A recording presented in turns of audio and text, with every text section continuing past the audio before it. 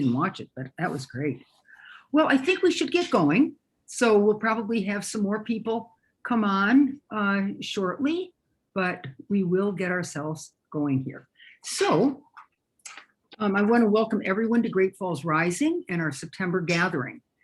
We were hoping that we could continue to meet in person as we did for our last gathering, hosting Rena Fontana Moore, Cascade County's elections director. However, with the upsurge in COVID, we feel that safety and good health are our primary concerns. And I hope you all are feeling safe and in good health. A few announcements before we get started. There will be no primary election this year. Ballots for city commission, mayor, and neighborhood councils will be mailed out on October 18th, with the election coming on Tuesday, November 2nd. Now, Great Falls Rising has started a monthly newsletter, and I hope that you got to see that. And in it, it tells about the municipal candidate forum on September 20th, and we will be getting more information out about that. This program tonight is being recorded for those who can't be with us. So when we ask for questions, after Mary has finished speaking, please raise your hand and we'll ask you to unmute yourself. In the meanwhile, we will ask for everyone to be muted, including me when I'm done. If you're uncomfortable saying your name, please write your question in the chat room and your name will not be revealed. Hannah Pate is with us tonight and would like to introduce herself and tell us a bit about her new position with Montana Women Vote. Hannah, unmute yourself. Sorry. Hi, my name is Hannah Pate, and I'm the community organizer for Montana Women Vote here in Great Falls. I'm sure I see a lot of familiar faces, but it's been a while, new organization, so thought I would introduce myself again. I just want to say thanks for letting me introduce Montana Women Vote, and I'm really excited to hear Mary Moe speak shortly. So for those of you who don't know, Montana Women Vote is a 501c3 nonprofit organization that works statewide to engage low-income people in the democratic process as informed voters, policy advocates, and community leaders. We're working on a few things right now, including collecting public comment for the proposed changes to Medicaid and continuous eligibility, finding places to register voters, recruiting volunteers for voter registration, and getting folks to write letters to the editor about the American Rescue Plan. I think most of all, I'm just really excited to be doing civic engagement organizing in Great Falls again. I took about a 6-month break and worked for a different organization, and it was very needed. And I'm glad I took that break from civic engagement, but it felt like years, and I think this is where I belong. Super interested in catching up with all of you, and I've been doing that through like having one-on-one conversations. So shoot me an email, I'll call or text if we haven't had a chance to talk, and I will drop my contact information in the chat. So I can't wait to visit with you all. Thank you, Hannah. We appreciate it. We'll look forward to more connection with you. And last, before I introduce our speaker, Great Falls Rising has planned our second highway cleanup on Highway 15, just north of Cascade, where we have adopted a 2-mile portion of the highway in memory of Stagecoach Mary. We'll meet at the Flying J station up near the airport at 3 p.m. this coming Sunday, September 12th. We'll have all the materials and equipment. Just bring yourself, gloves, and sturdy shoes, footwear. Also bring water if you I think it's a good idea. So if you're interested, please put your name in the chat room and we'll get back to you, or you can call me at 788-5099.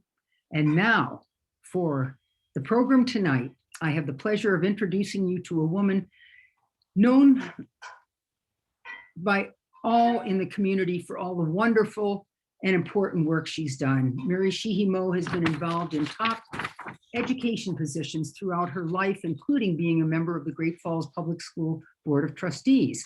She also was a member of the State Senate and is presently a member of the Great Falls City Commission. Tonight, Mary will regale us with the stories and facts in the fight for the right for women to vote. So thank you, Mary, and the rest of us will mute and you'll be unmuted. Okay, Welcome. we'll see if the share screen thing. That's okay. Uh, uh, As you know, in last year in 2020 was the 100th anniversary of women's winning the vote in the United States. It's was a long haul. And in its very last act, it was just an enthralling one. And that's what I'd like to talk to you about tonight. Some time ago, a couple of years ago, I was asked by the clerk of the Ninth Circuit Court if I would do an article on Montana's struggle to get women's suffrage, which occurred finally after 25 years of struggle in 1914. And in doing that, I became very interested in the women and the times, but it wasn't until last summer, as I was closeted, as all of us were with the pandemic, that I really delved into the story of this last chapter of 1 August in Tennessee, when finally women throughout the nation had the right to vote. And that's the story that I'd like to tell you tonight.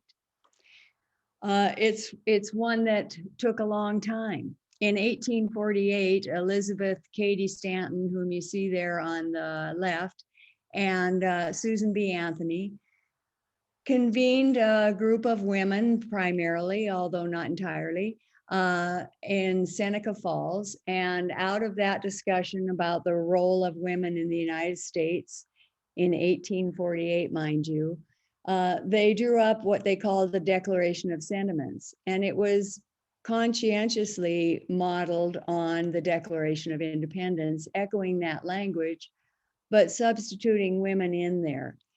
And I shouldn't say substituting, I should say adding women in there. And one of the principles that they endorsed, there were, I think, 100 people who signed on to it, although 300 attended, and 68 of those were women, was the right of women to vote in elections in the United States. Still, in 1870, when the 15th Amendment was ratified, which was the amendment that gave Black people the right to vote, I should probably say Black men, one of the people who had been supportive of the women's movement all along was Frederick Douglass. But he and Elizabeth Cady Stanton and Susan B. Anthony kind of parted ways on this particular issue because they felt they should fight for everyone getting the right to vote in America. And he thought that it was an important first step for Black men to get it. And so in 1870, Black men did get, and others who had been in servitude, as they called it, were given, there was the 15th Amendment ratified their right to vote. So a long time passed.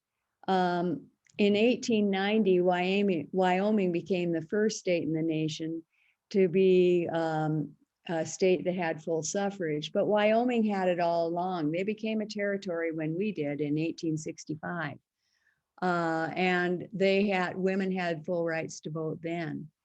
Montana was looking at Wyoming and kind of going, because these territories in the West were having a hard time getting admitted to statehood. A lot of that was because of the Civil War stuff that was going on and the concerns about the balance of power and so forth. But a lot of people in the West felt that it was because of Wyoming's embrace of women's suffrage that we applied for statehood in 1884 and were denied, as was Wyoming. And so Montana was loath to go along with that. Nonetheless, Wyoming was the only state as of 1890 that allowed women the right to vote. But by 25 years later, in 1914, when Montana got that right, most of the Western states had gone on that way. And it's interesting to think of the experience of Western women and how that differed from women in the East in terms of the history and the shared duties and the shared dangers. And so that is a story in itself. But long short, as of 1919, almost 70 years had gone by. And from the time that the Declaration of Sentiments was prepared, and still women didn't have the right to vote. As of August 26, 1920, they did. And here's that story in a little more detail. This is a map of how it looked in 1915. You see that all the Western states, as I've just mentioned, women had the right to vote. Those dotted states that you see primarily in the central north of the United States, the women were allowed to vote in the presidential race. And I haven't had the time to look at why that was. I suspect that once you had all these people in the West, all these women in the West that could vote, it was pretty hard to say to women in the East that you couldn't participate. It gave the West I wouldn't call it an unfair advantage being a Westerner, but it certainly gave them extra heft in those presidential elections. So maybe that was it. I really don't know. And then there's one cross state, as nearly as I can tell, and that's Arkansas, and they could vote in primaries. I looked that up and I haven't been able to find out what that meant in terms of, because as I try to figure it out, why would they let women vote in the primaries as we think of primaries now? And then I was wondering, I wonder if they were the primary provider in their family, in which case they didn't have a man to vote for their interests. So I don't know the answer to that, but it's interesting to think about. But what you see in all of those Black states is that women's suffrage was still not allowed in any form. When Woodrow Wilson was elected president in 1912, the women's suffrage movement had moved along significantly throughout the United States. And people were hopeful that because he was touted as being a reformer, that things would change and that women would actually get the vote. But in his first term, and as you may know, Woodrow Wilson was not particularly, he didn't think women, for instance, should go to college. His record on race issues is not a proud one. Yet he thought of himself as a reformer. And women were very disappointed in his first term.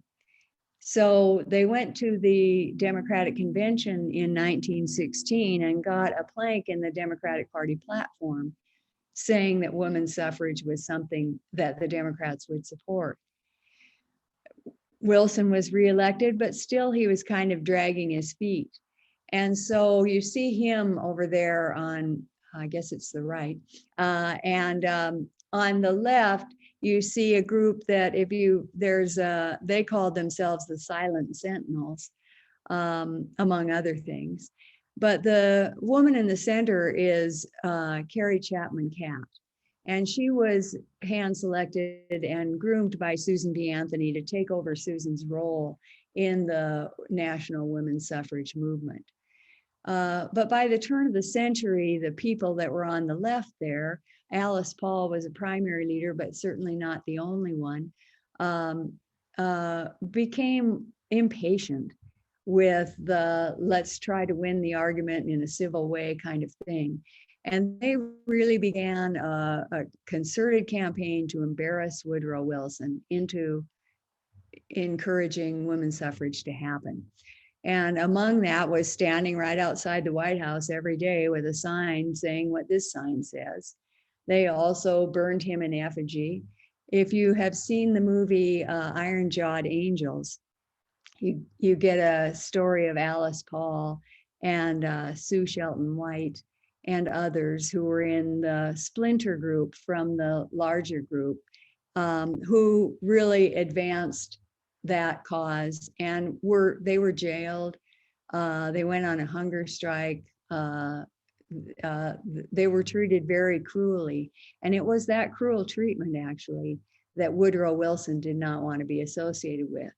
He ultimately spoke to the Congress and urged them to pass the Women's Rights Amendment. Carrie Chapman Catt was instrumental in that she gave him a reason to do that, and that was that the women had been so helpful in World War I. And on that basis, he went to Congress, and in 1919, June 4th precisely, both houses of Congress, and it required a 2/3 vote there, said, okay, we will send it to the states for ratification. That meant that at that time, 3/4 of the states would have to approve women's getting the vote.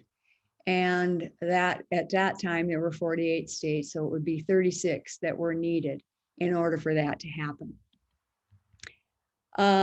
Almost a year later, 9 months later, as of March 22, 1920, 35 states had ratified the 19th Amendment granting women the vote. 5 had just flat out rejected it. And so there were only these 8 states left that you see listed there.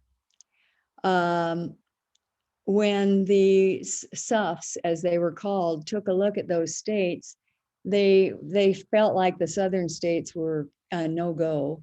I don't know why Connecticut and Vermont were not seen as very hopeful methods. They really thought Delaware would be the place that they won. But on June 2, Delaware said no. And as they scanned the landscape, they figured that Tennessee was the place that they could get that, what they called the perfect 36. They needed that 36th state. And they felt like they needed it before the 1920 elections, because as the pressure builds toward the right to vote as at election time, that's the best time to make the case, particularly in a presidential election. And so they really wanted to get that 36th state before the 1920 election. And that brought all of them ultimately to Tennessee. President Woodrow Wilson, among others, convinced the governor of Tennessee to call a special session of that legislature. And what you have there is a picture of the Hermitage Hotel. This is what it looks like today. You can see the good bones it has, as we who watch HGTV says. But at that time, it was not quite as glamorous, but still the place in Tennessee. And on that hot summer, it was an unusually warm one, the place was literally packed. They called it the War of the Roses because each of the sides, the pros and the anti-suffrage groups, chose roses in a particular color to indicate what your support was. And the pro-suffrage, or the SUFFs as they were called, chose the yellow rose. In the center there, you have Elizabeth Cady Stanton, whom I've told you a little bit about already, quite a fascinating woman. This would have been about her 41st ratification rodeo. She had been, let me just check my notes on this. She was 61 years old at the time, and she had been in the suffrage movement for 33 years. She was smart enough. She went immediately to Tennessee, hoping that it would only be for a week. She ended up spending a month there. She was smart enough to stay behind the scenes and pretty much out of the press, because all states are probably this way. Certainly Tennessee was then, and Montana is now. They don't like outsiders coming in and telling them what to do. And she would have been seen as an outsider, as would Alice Paul, who was with the splinter group, the National Women's Party. You see her there sewing stars onto the flag on the right-hand side of the page. And next to her, her face is equal in height with hers, is Susan Shelton White, quite an interesting woman, a Tennessee born. Her father was both a lawyer and a minister, died when she was 9. She herself became a lawyer. She was sent to jail because she was the one who burnt Woodrow Wilson's frame in effigy. And she knew Tennessee politics well. So she worked very well. On the other side of the screen, you see 2 other Tennessee women. The one at the top is Abby Crawford Milton, also a lawyer, married to a newspaper man from Chattanooga. One of the things that, probably the big thing that the suffragists had to battle was the notion that involving women in politics was going to make them like men in every way. They were going to be coarse and vulgar and not beautiful and not caring about families. And so that kind of undercurrent of myth was going on. And these 2 women, particularly the one in the bottom part of the square, Anne Dallas Dudley, were the visual rebuttal to that argument. Anna Dallas Dudley was a very bright woman, also very attractive. She was the one, she was very high up in the National Organization for Suffrage, and she went to speak to the Democratic National Committee about the plank for suffrage. And so beautiful was she that the band impulsively broke into "Oh, You Beautiful Doll" as she approached the podium. People did things like that then, but she and her 2 daughters were always placed in the front of the suffrage parades as sort of the visual rebuttal to the concern. Their arguments were kind of simple. Women have shown that they are able to manage more than a household, that they have ideas. There was a particular respect for women at the time because they were not shy about arguing for moral approaches to issues. And one of the things that helped with winning women's suffrage in many of the states was that they were aligned with the Women's Christian Temperance Unit. And of course, the 18th Amendment had already passed. So that sense of morality and wanting to do things in the public sphere that would protect the home was a strong argument for them. And the other was that it was just plain fair and that it had happened already, that Wyoming had had it for half a century by then, and the sky had not fallen in. So those were their main arguments. The Red Roses were the opposing crew, and women were in the forefront of that effort, but by no means the money behind it. The main person that you see in the upper left was a woman named Josephine, I want to say Stewart. Let me just make sure I get that right. Josephine Pearson, Tennessee woman, single, taught sometimes, but she had been active in the anti-suffrage movement in Tennessee for nearly a decade, and she was kind of the go-to woman on that. She was had access to all of the most elite and wealthy people in Tennessee, and her being part of the Red Roses was like being at a debutante ball.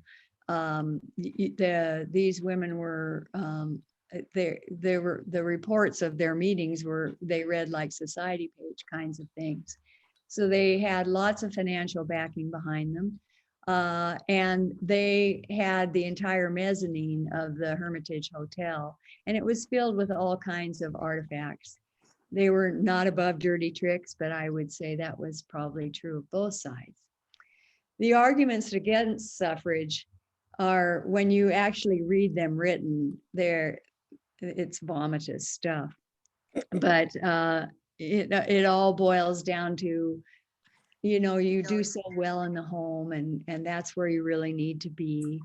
And the men have this covered. They've got your interests, and our interests really aren't that different. Suffrage isn't a privilege, it's really a duty, and it will be a burden to you. And underneath all of that, this sense of that it will coarsen women and change the dynamic It's of still men. prevalent. What's a nice girl like you doing in politics? That's It's right, just changed. exactly. So, but behind that was really the vested interest, because the interesting thing is that you have the proposition that is interesting to consider, no matter what particular group you represent. You're asking the men in this country to give the power that they have to a group of people that is just as large as they are, 72 million women. And there were a lot of people that were used to things the way they were and wanted them to stay that way. And I've depicted some of them on this slide. One, not to be underestimated, was the desire, particularly in the South, but not solely, to discourage Black men from voting. The methods of discouraging Black men from voting are well documented now. But those methods don't sell as well when you do them with women, even if they are Black women. And so the South, a number of people in the South felt like the giving women suffrage would be the last death knell, you know, kind of the old South.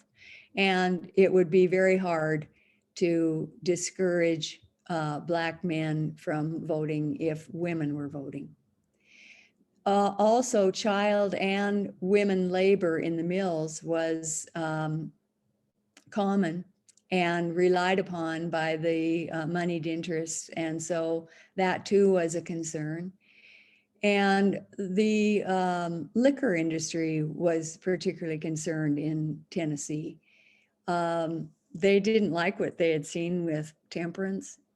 Oddly, or maybe not, the temperance people in the South aligned with the anti-suffrage people for reasons I can only speculate about. I think it's the whole Old South mystique. But these interests were really plowing a lot of money behind the scenes, and really a lot of it into that little hotel. So the shenanigans that were going on. You have all these people, you have some 132 or so legislators that are called into special session to deal with this. And they are being worked on in every way possible by both sides. In fact, there's a story that to walk into the lobby of the Hermitage Hotel was to be ambushed immediately by Red Rose women and Yellow Rose women. And one of the Yellow Rose women was buttonholing a legislator so fiercely, she had grabbed his tie, that he reached over to the admission desk. I don't know how these things were so handy, and took the scissors and cut off his tie, leaving her there with the remnants of it so that he could get away from her. But the lobbying was intense. The slandering, particularly by the anti-suffs and by Josephine Pearson, was going on. Elizabeth Cady Stanton had written a book called The Women's Bible before she died, which was a real attack on patriarchy that went back to the Bible itself. And naturally, it was not well received and was particularly ill received in the South. And there was a page that was ripped out of it up in the mezzanine where they had various artifacts to convince people not to vote for suffrage, that they were saying that Chapman Catt had actually written that page and had torn it out so people wouldn't know that. An example of the kind of slander that was going on. The women were really tasked with keeping the legislators busy, keeping their eye on them, keeping them away from others. And so there was a lot of that going on. There was a lot of phone calls in the middle of the night and supposed seduction efforts. Carrie Chapman Catt believed that her phone had actually been tapped. I don't know what the capability was for that at that time. The bribing was incredible. And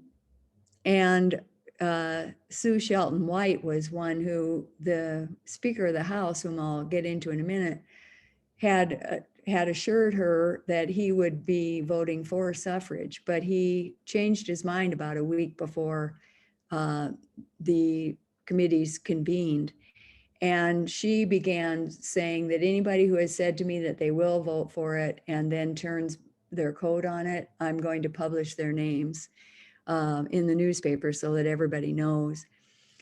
The inebriation, and remember, prohibition was in effect.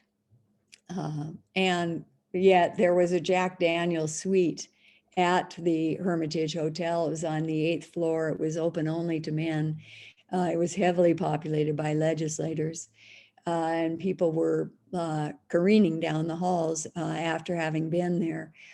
So there was a lot of persuasion going on in that room. And there were even women, particularly on the pro-suffrage side, who were tasked with staying at the bus stations and the train stations to make sure that legislators didn't leave town. Because as you can imagine, the pressure mounted. So before we get into the final act, the special session had to go through the two houses, the Senate and the House. It started in the Senate and it went through there relatively quickly.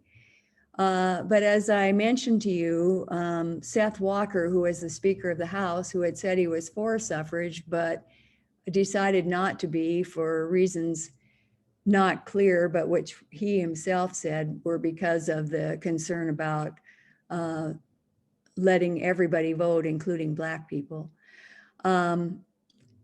They had to employ the rules that were available to legislative bodies, and I've listed them here. The thing that usually happens is that an unpopular bill or a bill that is controversial is killed in a committee, because rather than sacrifice your entire party on the altar of a particular issue, which some people may care very much about, but many people don't care at all about, killing it in a committee means that those people never really have to go on record in terms of how they feel. Another thing that can be done to buy time on the floor is to call for a recess. Usually, if you are wanting the bill to be killed, you don't actually ask it to be killed, you ask for it to be tabled. I've never understood that entirely. I think it's I've always felt that there's sort of this veneer of chivalry in legislative bodies where this is a less cruel thing to do to the sponsor of the bill and to those who support it than to kill it outright. It generally has the same effect. Or you can move to pass it. You can request to change your vote, a legislator can. Usually you can only do that if it doesn't change the outcome. You can move to reconsider if some particular vote fails. You have to have a quorum in order to vote at all. And if all of those other things don't work, you can always take the issue to court. And so here's how those rules played out on the final days in Mississippi. But before that, you need to see the players. Seth Walker, I've already talked to you about. The interesting thing to me is that all three of these men were first-term representatives. The suffrage amendment passed relatively easily through the Senate committee and through the floor of the Senate. The Speaker of the House wields considerable influence, not only on the members who have elected him in this case, but also because they're usually very adept at using the rules in their own favor. So Seth Walker was in a very influential position. Banks Turner was he was a friend of Seth Walker's. He had indicated that he would be against the vote. Other than that, he was not well known. The last person that you see there is Harry Byrne. He's usually regarded as the hero of the tale. He was 22 when elected. He was 24 when this issue came in special session before him in his first term. They called him Baby Byrne, and you can see why. He's just got the kind of cheek you almost want to tweak. But he became a key player as the last day rolled in. So here's what happened. First of all, before we even get to the last day, which I've got kind of lined out there for you on the slide, in the committee initially looks at the bill, and as I indicated to you, if they know they don't have the votes, killing it in committee is a way of preventing everybody else that is nervous about taking a stand. They don't have to do that. When the pro-suffrage women came into the committee room, they saw that instead of 18 people there were only 16.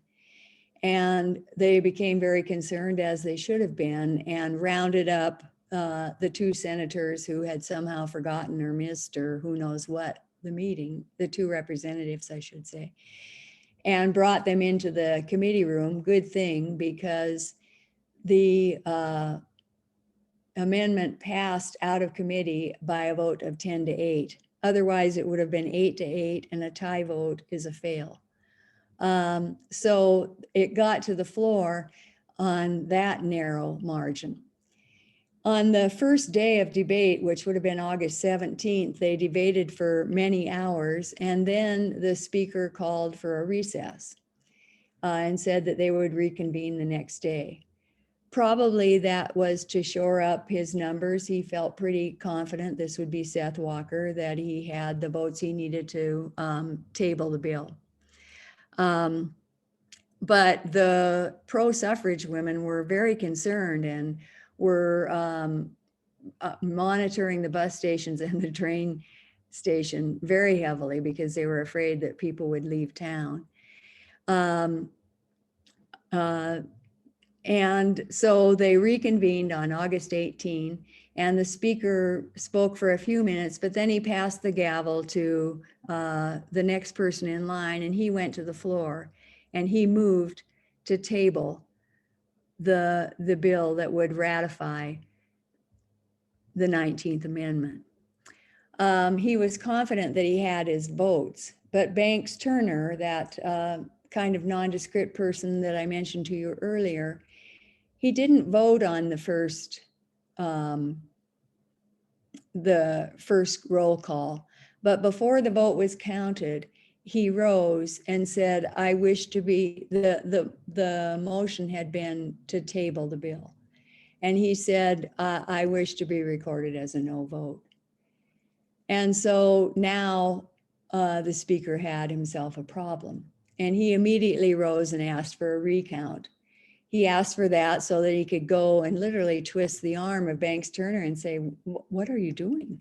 You had indicated. And so as the recount went on, finally it came to Banks Turner again, late in the alphabet, and he once again said that he was opposed to tabling the bill. So Seth Walker thought, okay, and so it failed on a tie vote. So the speaker thought, well, if a tie vote is going to fail, keep it from being tabled, it will also keep it from being passed. And so he himself made the motion to pass the bill, thinking that it would fail on a tie vote. But Byrne, who was very early in the alphabet, to everyone's surprise, stood up and said and voted in favor of it. So the bill passed narrowly, and the speaker, seeing that it had passed, changed his vote at the last minute, giving it a 50-47, I think it was, margin of passage. He did that because the only way that you can bring a motion to reconsider back is if you voted on the prevailing side. And so he immediately after the vote had been counted, but of course it was just complete pandemonium. Roses, yellow roses had just fallen from every gallery in the place. The women were wild with excitement. The press was going crazy. But he made the motion to reconsider, and that would give him a little time over the weekend to bring it back. But there were a number of things going on. One was what was called the Red Roses Brigade. Josephine Pearson got a group of legislators to leave town so that they couldn't meet. And the long short of it was that, ironically, there were 99 people in the House of Representatives in Tennessee. And ironically, because Seth Walker changed his vote, making the vote count 50, so that even if those 3 absent people had been there, it would have been a majority of the Senate. He lost his best court challenge. The amendment went to the governor, who signed it promptly. It then went to the Secretary of State of the United States, who also signed it on August 26, 1920. And it's because of that women have the right to vote. And it's interesting always to understand how narrowly these great victories are sometimes won. Afterwards, what you see there is Alice Paul in New York, draping the flag with the 36 stars of ratified states down the side. And on the side, you have a statue that was erected recently of Harry Byrne, Baby Byrne as he's known, and his mother. Because when he came back the next day to explain his vote, he said, I had in my pocket the whole time a letter that I had from my mother, and she had urged me to ratify the vote. And he's, and it's such corny language. Let's see if I can find it, because it just kind of makes you go, oh Lordy. Anyway, he said, a boy is always wise to follow the advice of his mother. Well, he was lionized. None of those men, actually, Baby Byrne was elected one more time, but Banks Turner, who really turned the tide, in my view, you can't find anything in his obituary that even mentions his role in women's suffrage. Seth Walker was not reelected either. I would like to say that Feb Verne got to vote in the next election, and that made the difference with her son getting reelected. Actually, he won more handily than that, but she did get to vote. Interestingly, Mississippi was so angry about it that it took them 64 years. It was not until 1984 that they finally ratified women's right to vote in that state. And with that, I'd be glad to answer any questions that you have. Mary, one thing I was wondering, you just said that Mississippi didn't allow, or hadn't ratified it until whatever date you gave. Were the women allowed to vote? Oh yeah, because it was a national amendment. Right, okay, okay. But So just as a, as a way of saying we support this, most of the other states ultimately did ratify it. And they were the last one to do that, and that was in 1984. Georgia, who had been the first one to reject the amendment, still didn't allow women to vote in 1920. They found a technicality, and that was that, you had to have voted in the primary in order to vote in the general. And because women didn't have that right in the primary in Georgia, they were not allowed to vote. Small-minded, pettiness, but it just an interesting twist. Can you equate this at all to the ERA and what happened with that? Well, you know, you think about a lot of things when you hear this history, and one of the things that I've always been struck by, and that I think is true, because we women fight. You know, women in Montana fought about women's suffrage. There were actually 3 different groups, and there were 3 very strong-willed women who saw a particular way that they wanted it to go forward. And Jeanette Rankin, you know, kind of gets the credit for, you know, she got it forward. But there was this woman from Bozeman, also married to a newspaper editor, which didn't hurt. But she was really associated with the temperance union.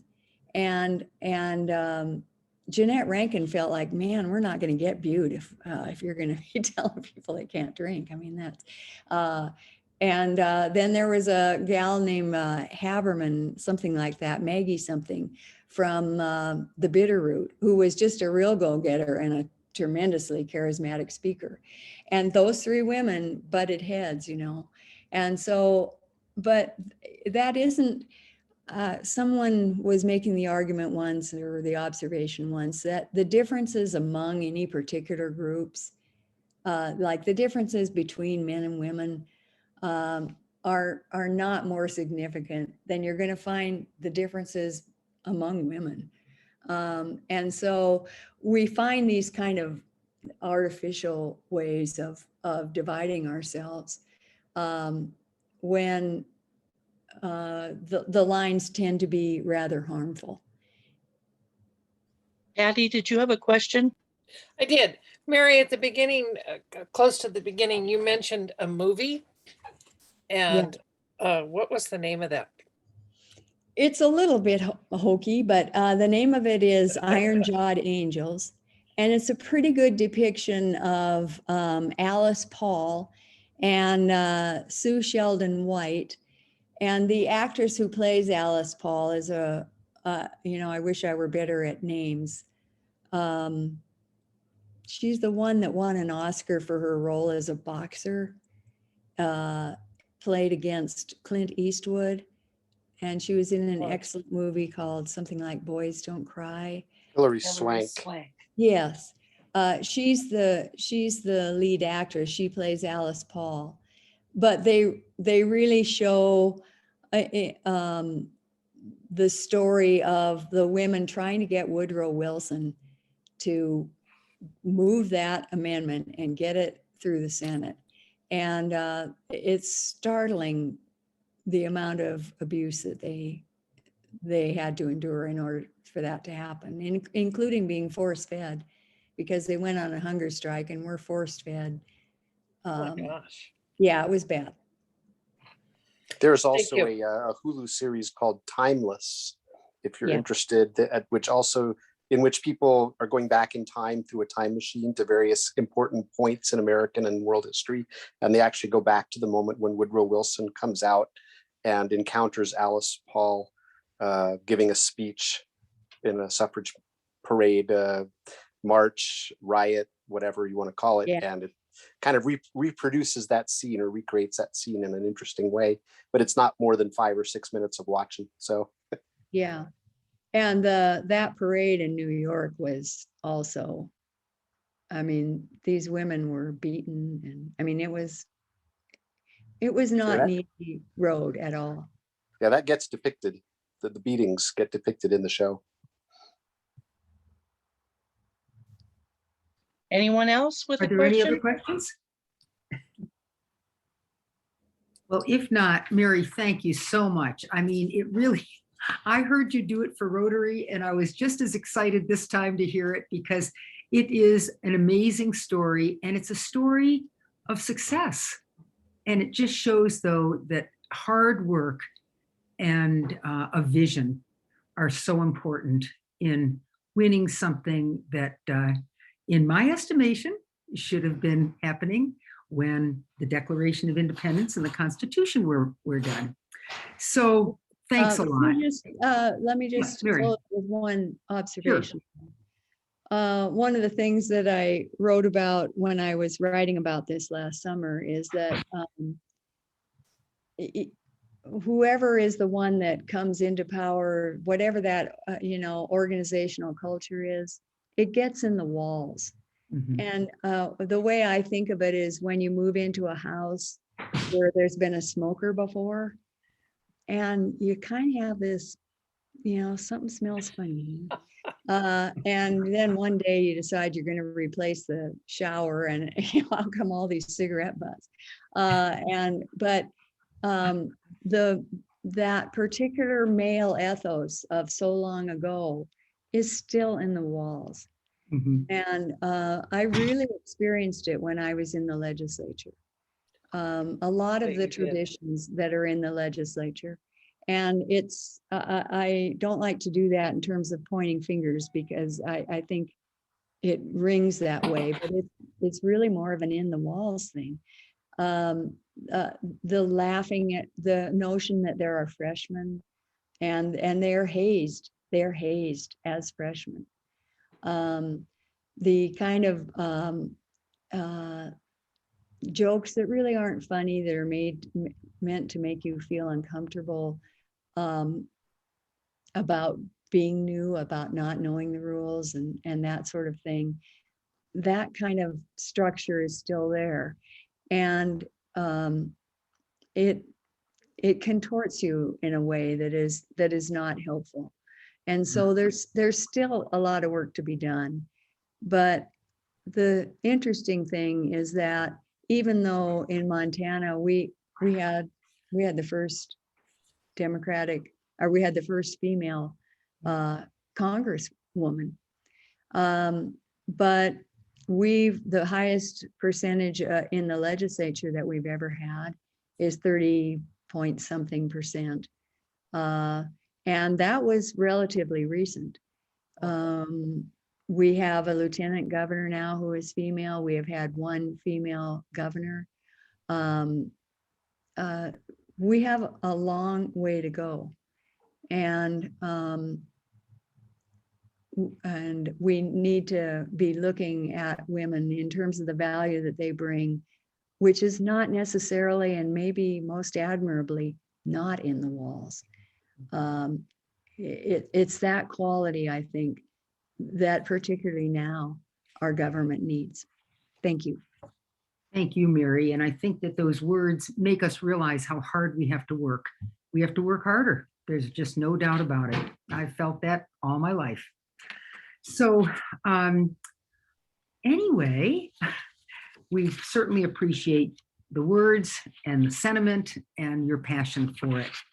So I want to thank you all for coming. Don't forget the highway cleanup on Sunday, and to also attend the many and varied activities in the Big River Ruckus that begins on Friday with a Luminaria walk and the celebration of our own Arlene Reichert, our beloved bridge lady. So check out, we have already sent out the schedule for it, but we'll send it out again. And check that out, because that's going to be a lot of fun. That's a big deal. And so without any further ado, thank you all for coming. And thanks, Mary, again, for a wonderful program. Thank you. Thanks, Mary. Thanks, Mary. Yeah. Bye, everyone. Take care. Bye-bye.